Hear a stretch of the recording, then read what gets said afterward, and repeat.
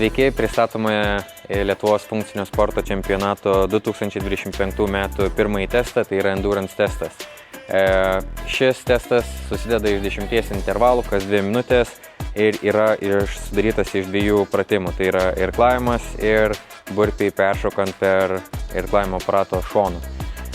Pirmasis intervalas prasideda iš sėdimos padėties, rankinėlių neliečia, kojos yra padėtos ant žemės.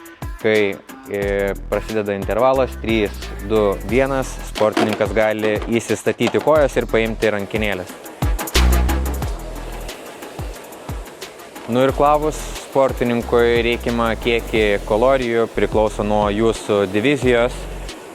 Rankinėlės reikia įstatyti į laikiklį ir tada galima nulipti ir reikia atlikti burpį veidu į ekranėlio pusę.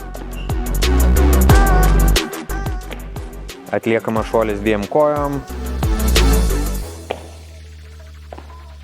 Atlikus reikiamą kiekį burpių, atsisėdama ant irklavimo aparato, kojas galima įstatyti, bet rankinėlių negalima imti iki sekančio intervalo. Prieš kiekvieną intervalą teisėjas jums nunulins ir paruoš ekranėlį sekančiam intervalui ir kai prieš sekančio intervalo pradžią išgirdus pyptelėjimą, garsinį signalą galima jau paimti rankinėlės į rankas ir tęsti vėl nustatytą pakartojimų skaičių. Kas yra svarbu atliekant burpį, tai kad su kiekvienu pakartojimu krūtinė liečia žemę ir veidas yra į ekranėlio pusę.